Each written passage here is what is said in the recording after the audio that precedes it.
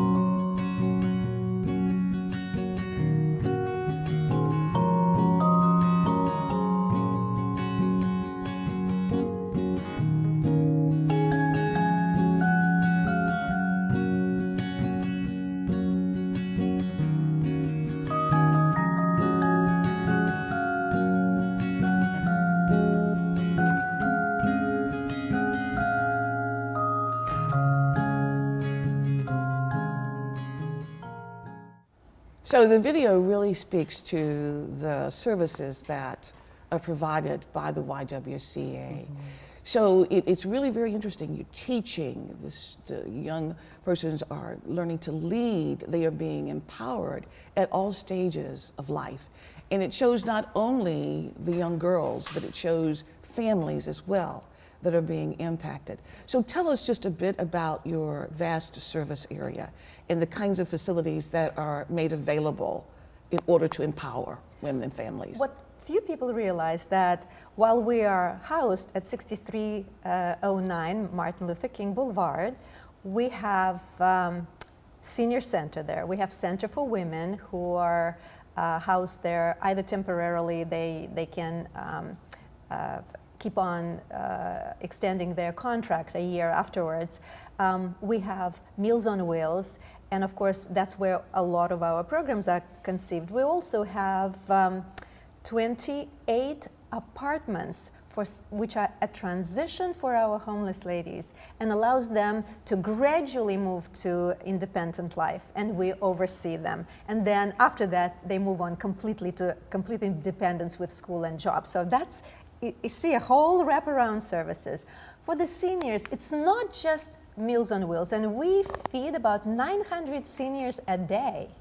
We also have 13 senior centers where we not only feed, we create life for them, social interaction, where many of them are so isolated. And then, of course, extraordinary youth programs that Tiphany will talk about. Sure, and we'll talk about the youth programs as well. But you know, I was wondering about the monitoring of those shelters, of those centers. How does that occur? In the way we do it, our upstairs is really a very safe, protected area. Nobody can go in unless you have a fob. So there is security. We have social workers, case workers, and so this is really very clearly monitored for success. Okay, and of course, certainly that's really very important. And at the various homeless shelters as well, and apartment dwellings, that becomes critically important as well, to reach out and to provide that support. Well, we're going to take a break. And when we come back, we're going to talk about the specifics of some of the programs and how they touch the community and empower women, children, and families. So stay with us.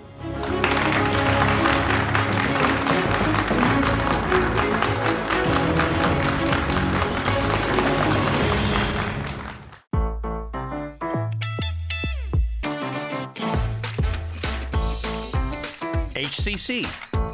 So many degrees, so little tuition. Register today at hccs.edu/now.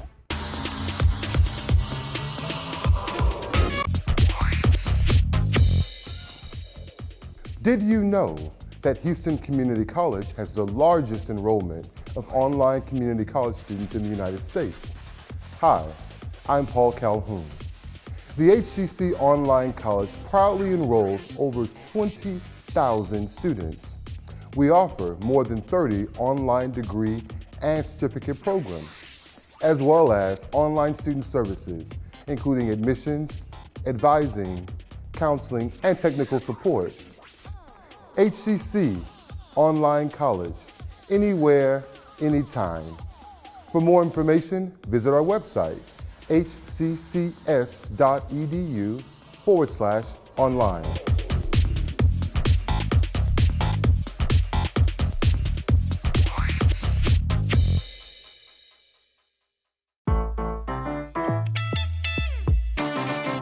HCC.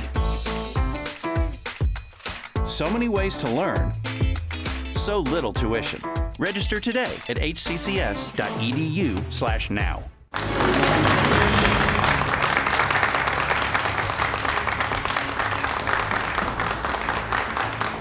Well, welcome back to Credential Up Houston. My name is Margaret Fort Fisher. Today we're talking about the YWCA of Houston and all of the services that are provided to children, to women, and of course to families, to empower, to teach, to lead. And so today joining us are representatives of the YWCA, Ms. Lidya Kushner, Osadchey, and Ms. Tiphany Chambers-Burrell. So we thank you so very, very much. In the first segment of the program, we were talking about the shelter that is located on Martin Luther King, where your offices are. But there are apartment complexes as well. So tell us how the Y connects with the residents at those complexes as well. Ms. Burrell? All of our residents have case managers. And what's beautiful about that case manager is someone who connects them not only to the resources, but to their own capacity to employ those resources to change their lives. And so there are some accountability. I know in a lot of social service programs, people are concerned about accountability. How do you monitor success? How do you measure success? And our case managers actually do that for us and with the clients.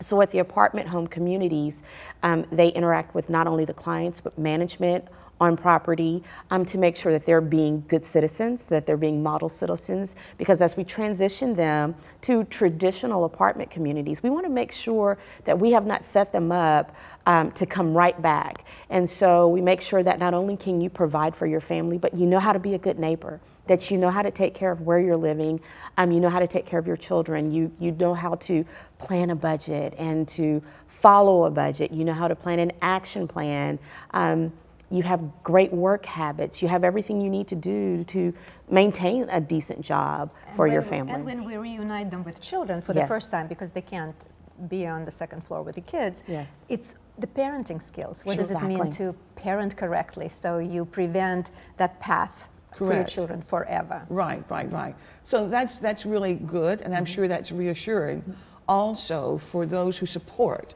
the YWCA, is that there are processes and metrics in place to determine that success as you scale up.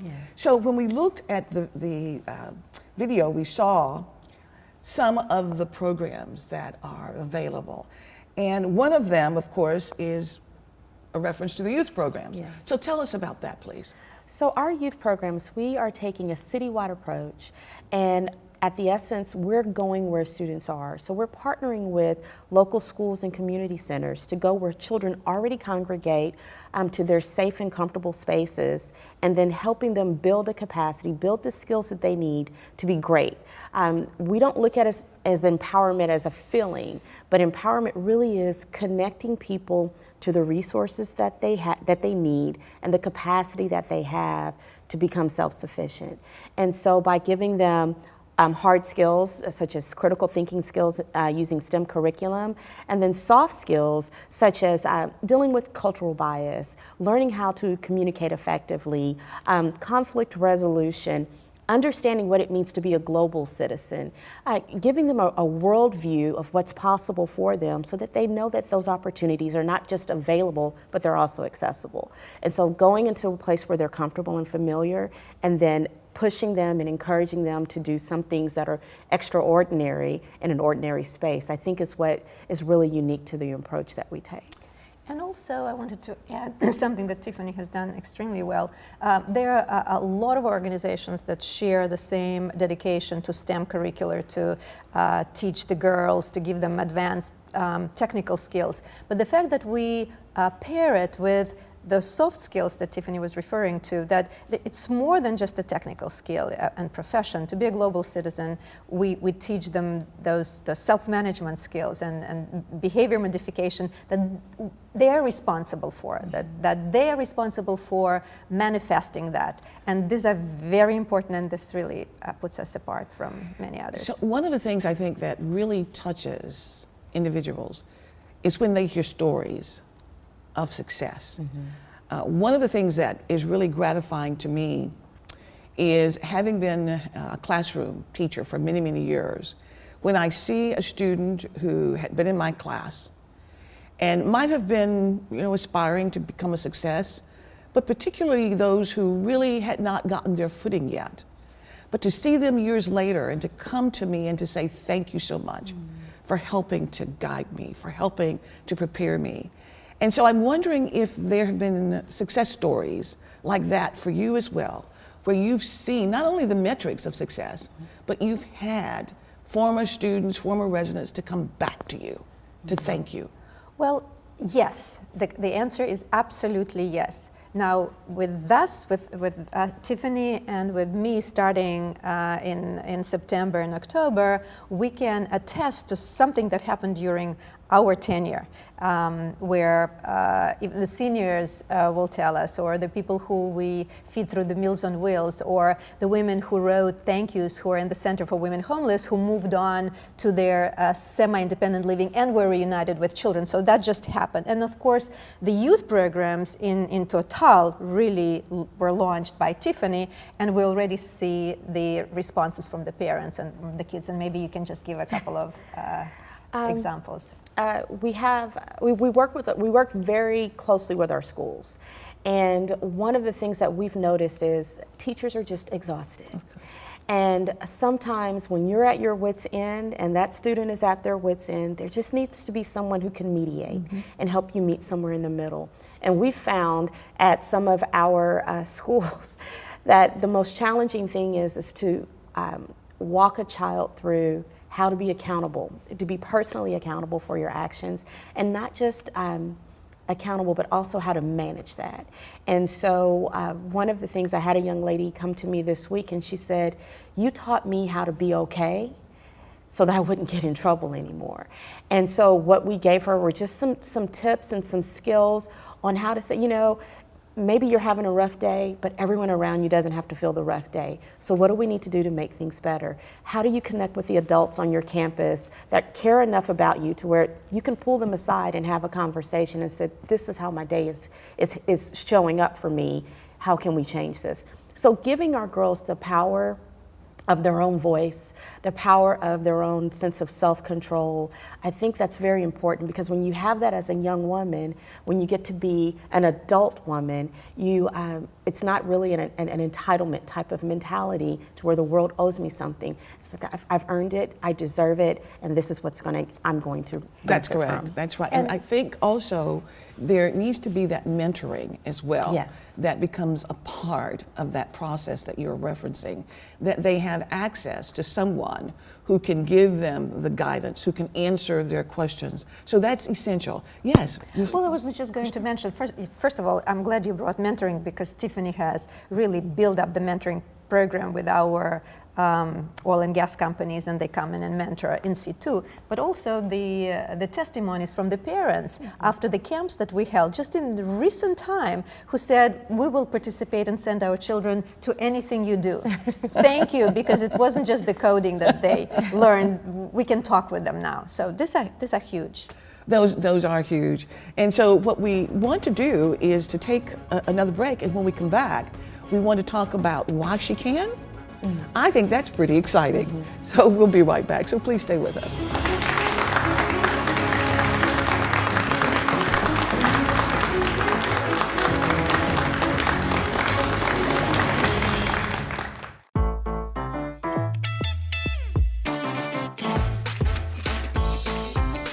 HCC.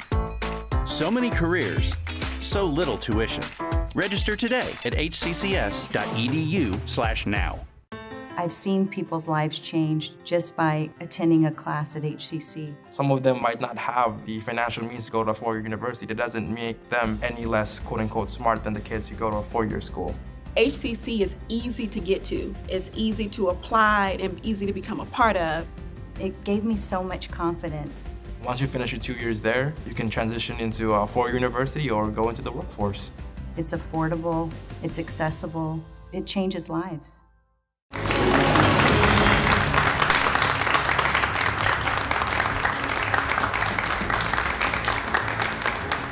Well, welcome back to Credential Up Houston. We're talking today about the YWCA and some of the wonderful programs that are available to residents of the community. And so I'm visiting with Ms. Lidya Kushner Osadchey and Ms. Tiphany Chambers-Burrell, both with the YWCA. And so before we went to break, we made reference to why she can. So can you briefly tell us about why she can, and also tell us how you create that transitional pathway for the residents, whether it's the young people who are of college age or the seniors, to enroll in college if they choose to do so. So first, why she can. Why She Can is one of our signature offerings, programs, again, covering the life cycle of a woman. Today, a lot of women either choose to be single or end up being single, raising children. And we recognize that we need skills to be able to really progress independently. And there are certain things that we traditionally relegated to men. For example, the program that you attended, Why She Can, with Casal's Automotive, helped us, first of all, with safety, security, and then how to listen to the noises that our cars make and how to change oil. So these are the kind of skills, life skills, that Why She Can series will provide. The next one will be on health and meditation, then on voter discernment, recognition, understanding the voting process, and then the last one in October will be dedicated to the fact that it's against domestic violence and against breast cancer, and we know that in our African American population these are the highest risk factors. Certainly, and of course I recognize as well that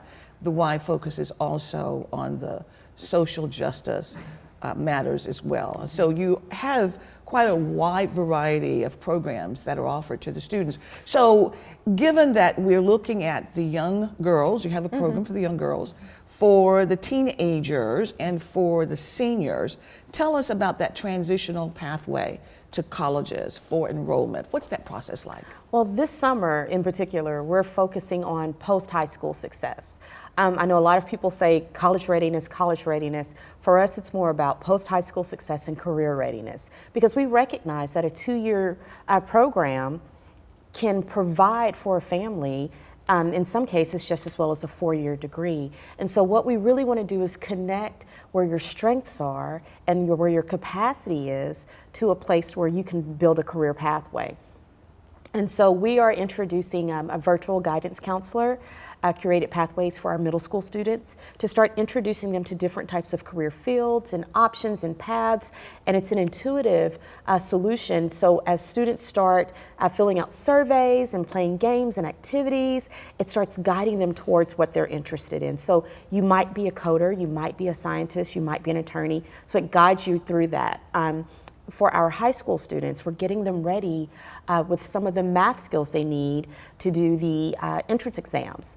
So for the TSI, what we find in our underserved schools is a lot of our students aren't ready for HCC because they cannot pass the TSI. And so what we do is we're actually doing an intentional camp focusing on female athletes. Because oftentimes they are the most underserved students in a school. You'll see them on a court or on a field, but then when it comes time to get them for a college signing day, there's a room full of boys.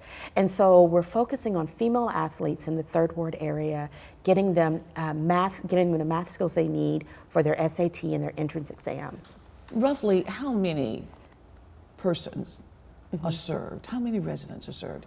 Counting the children and the adults.